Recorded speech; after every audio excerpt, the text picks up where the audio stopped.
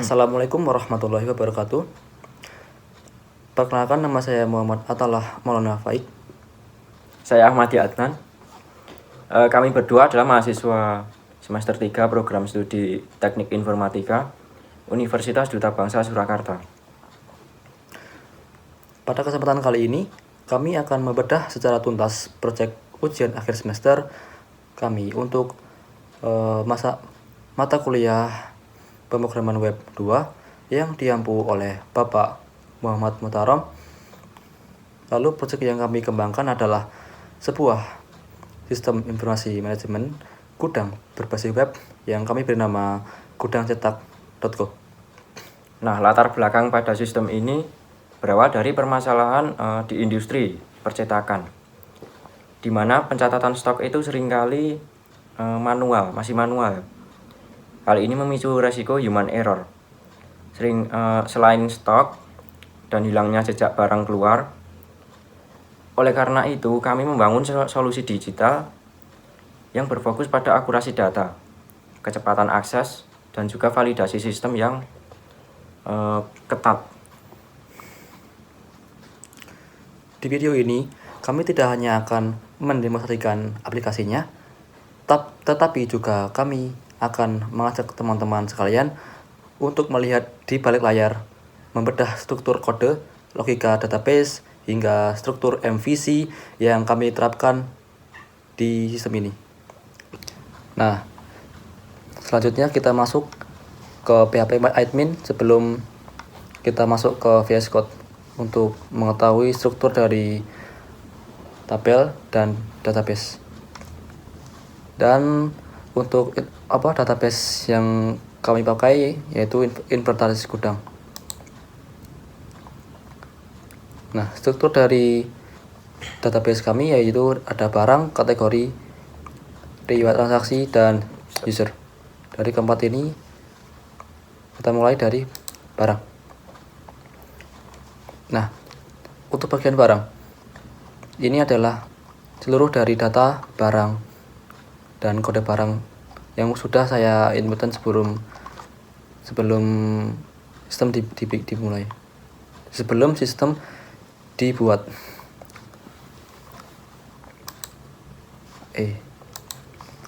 Lalu struktur itu ada ID barang, kode barang, dan seterusnya. Ini akan mencakup dan akan menyimpan seluruh data yang akan dimasukkan ke database. Kembali ke inventaris gudang, masuk ke kategori, lanjutkan. Lalu untuk nama kategori kita memiliki 4 kategori, yaitu bahan kertas, tinta toner, bahan finishing, dan applied chemical. Dan struktur dari tabel ini yaitu ID kategori, nama kategori, dan deskripsi. Lanjutkan untuk riwayat transaksi. Ini ya teman-teman, riwayat yang tadi udah saya pakai. Kalau kita buat transaksi di sini bakal keluar di sini. Kalau keluar masuk tuh apa sih mas? Keluar masuk tuh kayak keluar tuh kayak impor barang. Kalau masuk tuh restock barang gitu. Terus lanjut ke yang bagian terakhir, ya bagian user. Nah, di bagian user ini ada 2 role, yaitu admin dan staff. Kedua ini memiliki hak sama mengelola dari sistem ini. Bedanya cuma lebih tinggi staff gitu. Lebih tinggi admin, maaf. Nah, sekarang kita lanjut ke VS Code-nya. Oke. Nah, sebelum kita mulai dari ini semua, langkah pertama yang saya pakai yaitu untuk .env. Nah, gimana sih cara di file .php ini kerja? File ini berfungsi sebagai peta jalan. Kayak sebelum kamu mulai itu harus ada penghubungnya. Di sini kami mendefinisikan sebagai alamat URL yang valid. Lalu Contohnya sebagai saat pengguna masuk pada transaksi masuk atau transaksi keluar. Nah, sebelum kita mulai itu database-nya harus sesuai dari apa yang kita pakai yang tadi. Misalnya yang tadi inventaris gudang itu kan ini ya. Nah, ini harus sama, diganti inventaris gudang di bagian database default database. Kalau sebelumnya teman-teman ini ada kayak hashtag gitu, hapus dulu ya kalau mau digunain biar berfungsi. Lalu portnya 3306 untuk pengerjaan sistem ini. Nah, contohnya saat pengguna mengakses transaksi masuk atau transaksi keluar, rute ini akan mengarahkan permintaan tersebut ke barang controller secara spesifik. Lalu, membuat struktur URL di browser terlihat rapi dan profesional. Oke, kita lanjut ke barang model. Cari barang model. Barang model tuh di model. Barang model. Nah, untuk manajemen data ini kami menggunakan model. Sebagai contoh pada barang model pada HP ini, di sini kami mendefinisikan tabel barang dan menerapkan fitur keamanan allow fields ini teman-teman untuk kami secara bahasanya itu kayak daftarkan kolom apa aja yang boleh diisi seperti nama barang, terus kode barang, ide barang dan semuanya itu. Ini adalah proteksi dasar untuk mencegah kayak mass assignment itu bahasa Indonesia. Ya intinya agar aman lah datanya. Itu pokoknya biar aman. Yaitu sih fondasi dasar buat sistem ini untuk pembahasan logika bisnis yang lebih kompleks. Terus untuk bagian selanjutnya bisa dijelaskan oleh teman saya. Oke, sekarang mari kita masuk ke otak dari sistem ini teman-teman, yaitu controller. Lebih tepatnya itu di file yang namanya barang controller ini. Nah, di sini adalah otak daripada sistem inventaris gudang percetakan ini. Betul banget. Karena apa? Karena yang menangani data master sekaligus transaksi. Ya, transaksi. Nah, selanjutnya kita masuk ke proses keluar. Kita masuk ke barang keluar ya? Barang keluar, betul. Nah, itu. Nah, bukan. Barang kontrol enggak sih? Nah, itu. Nah, ini adalah proses keluar. Saya ingin melatih logika pada fitur barang keluar ini, tepatnya di fungsi proses keluar ini, teman-teman. Di sini kami menerapkan konsep audit trail. Ketika tombol simpan itu ditekan, sistem itu menjalankan validasi stok dulu. Jika stok cukup, sistem lanjut melakukan 2 operasi database sekaligus. Yang pertama, itu sistem melakukan perhitungan matematika, yakni stok baru, dan melakukan update ke tabel barang. Lalu yang kedua itu sistem memanggil riwayat model untuk melakukan insert tabel log dengan keterangan pemakaian produksi. Itu nanti lebih jelasnya kita lihat di implementasi aja. Oke, baik. Sekarang kita masuk ke implementasi UI UX atau views. Nah, sistem yang baik itu kan harus punya yang namanya antarmuka yang mudah ya. Kami di sini fokus pada user experience untuk meminimalisir kesalahan input atau human error. Nah, mari kita lihat pada file tambah .php ini. Perhatikan bagian input pada lokasi rak. Nah, di sini kita login dulu. Ingat saya.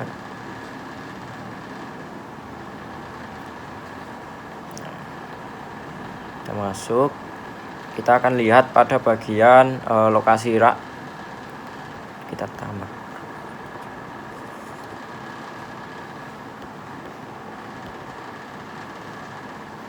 Nah, di sini kita tambah baru. Nah, pada lokasi rak ini apa ya namanya itu? Biasanya kan diketik manual ya. Nah, tapi itu kan beresiko typo atau salah ketik. Nah, solusi kami itu kami ganti dengan input teks dengan radio button. Nah, di sini ini namanya radio button ya. Tahu apa? Dropbox ya. Enggak, ini tetap Radio button ya. radio Kami memaksa user itu untuk memilih format baku, misalnya rak A01. Data di database pasti seragam gitu.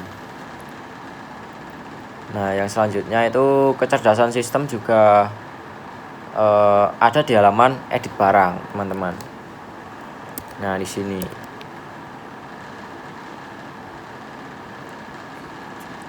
itu.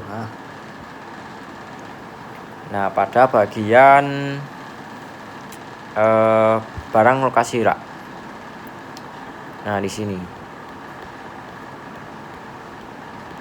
Nah, ini. Barang kan. Itu kan tapi ada guys. Nah, di sini.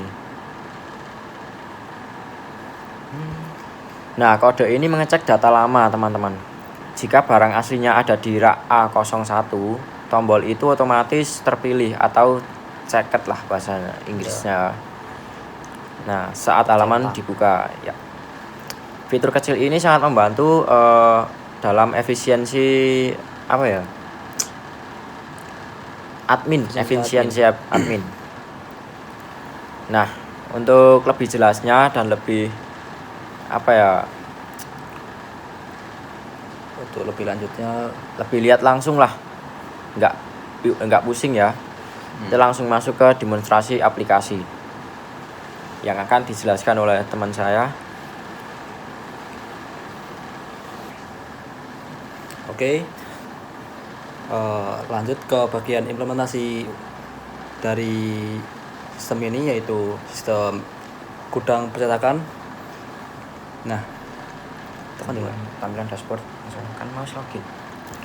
kita langsung masuk ke tampilan dashboard Karena tadi udah login ya, teman-teman. Nah, ini tuh apa sih? Nah, ini nih kayak total aset modal. Kita tuh punya berapa sih dari data barang, berapa sih totalnya dari semua ini, masuk ke dashboard ini, masuk ke total aset modal ini dengan potensi profit yang sama, yaitu 1.065.000.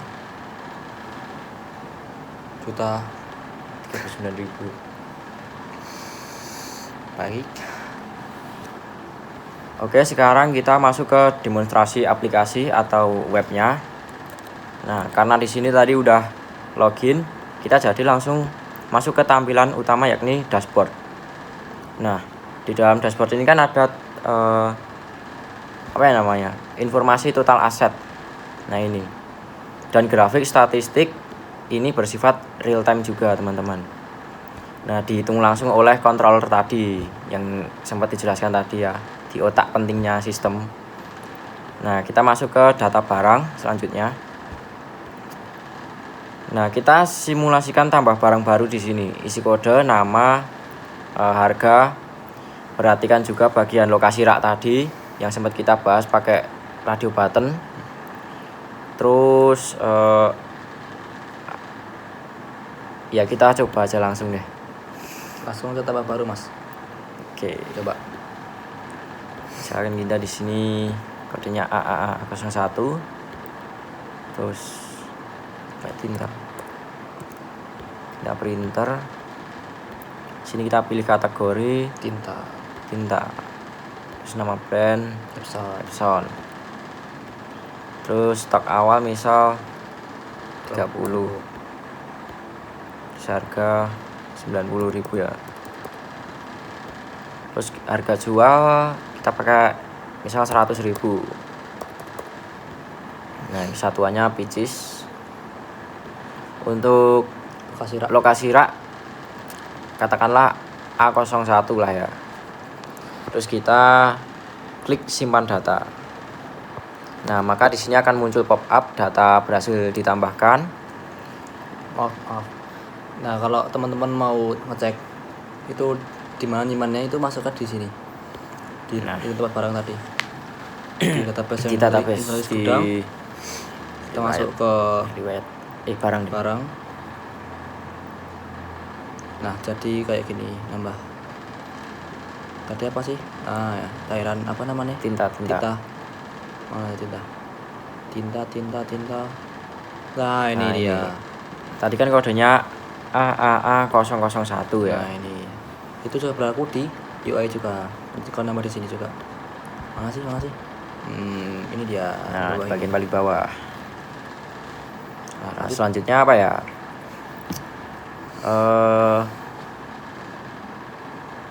Untuk edit ya, logika edit. Editnya belum. Untuk logika edit. Nah, ini misalkan edit yang tinta tadi ya. Kita masuk.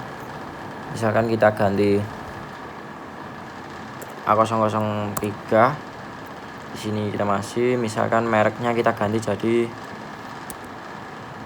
apa ya? Garuda mungkin, kayak Garuda. Awal aja. Apa ya? Nah, untuk harga jual kita misal sini 150. Nah, kita masih sama. Ini pindah aja. Terus update data. Nah, di sini ada notif data berhasil diubah. Dan di sini juga sudah terubah ya. Oke, selanjutnya hapus data. Hapus data. Apa yang tadi hapus? Data yang baru kita tambahkan hapus ya. Oke. Data terhapus. Coba lihat di itu Mas, di database Mas. Coba di refresh, ada enggak? Kita refresh dulu. Yang tadi namanya tinta apa tadi? Tinta printer ya. Ya. Dan udah nggak ada ya? Nggak ada. Oke. Tadi kan AAA03. Nah, untuk sistem konsep CRUD udah berfungsi dengan semestinya teman-teman ya. Seperti yang sudah diajarkan oleh Bapak Mutarom selaku dosen pengampu kami untuk pengajaran program web. Nah, lanjutkan untuk navigasi kategori. Nah, kami memakai hover yang bisa sampai kayak gini itu. Nah, icon juga pakai hover. Jika kita juga pakai pop up ya di sini. Nah, contoh kayak gini. Nah, kalau kita klik akan masuk kayak gini. Keren banget ya Mas ya. Oke. Ampun, keren banget. Ini juga bisa. Apa aja sih di sini? Ya sini kategori ini bisa kita offset, digital dan lain-lain gitu. Terus daftar barangnya masih ini yang ada di data barang yang tadi ya Mas apa aja. Oke, lanjut ke barang masuk. Ayo. Nah, untuk membuktikan kode ini berjalan real time, mari kita lihat di sisi ini. Di sisi kita coba menu di barang masuk. Yes. Barang masuk ya. Nah, ini. Nah, misal kita cari nama barangnya kertas itu Mas. Kertas. Nah, kertas. Jumlah masuk. Masuknya 200 ya. Oke, 200. Enter. Nah, ini kan sudah masuk harusnya ya. Kita cek di lagi. Database. Di refresh. Tadi kertas ya tadi. Refresh. Nah, masuknya itu berapa tadi? Masuk 200 di stok barang kertas. Oke. Jadi untuk sistem audit trial berjalan sempurna ya teman-teman. Oh iya, apa? Yang keluar coba ya, yang keluar. Yang masuk. Coba apa ya ini namanya? Yang jenis langsung yang keluar. Yang 1000 ini. Yang impor. Yang impor. Coba yang impor ya. Yang barang keluar. Nah, coba yang tadi apa? Kertas. Yang barang tadi ya 1200. Yang kertas. Misal jadi, keluar 500 ya. 100 gitu ya. Coba lihat. Nah, coba dicek. Ada nggak? Refresh. Nah, keluar 100. Udah berkurang ya Ya, berkurang. Terus kita di juga bisa sih. real time. Betul. Nah, kita juga bisa sih lihat di sini juga kalau Di si riwayat ini. transaksi. Nah, itu ada juga riwayatnya dari tanggal berapa, jam pukul berapa, barang juga apa, itu juga Dan bisa. jumlahnya juga berapa itu kan ada. Betul banget itu. Nah, untuk sistem audit trailer jangan lupa ya, udah berjalan dengan semestinya itu ya Mas Ahmad ya. Oke, sekarang bagian mana ya? Oh iya, semua. terus buat sistem logout ya juga udah berjalan dengan sempurna. Oh iya, sistem Semestinya keluar. ya, ini keluar. Oke, keluar. Keluar sistem. Nah. Kita sudah logout. Dan demikianlah pemaparan mendalam mengenai sistem inventaris gudang percetakan ini yang kami beri nama proyeknya gudangcetak.co ya. Ya, Dan kesimpulannya aplikasi ini bukan sekedar alat catat, tapi sistem manajemen yang mengedepankan validasi data, betul banget, keamanan dan juga kemudahan penggunaan. Lalu kami juga berharap proyek ini memenuhi standar juga untuk penilaian UAS, pemrograman web 2 dengan hasil yang maksimal serta bermanfaat bagi pengembangan teman-teman ke depannya untuk referensi ke depan. Semoga bermanfaat teman-teman ya. Ya. Terima kasih kepada Bapak Mutarom yang telah membimbing kami selama semester ini. Dan terima kasih buat teman-teman yang sudah menonton. Wassalamualaikum warahmatullahi wabarakatuh. Mohon maaf atas salah kurangnya teman-teman. Ya. Bye.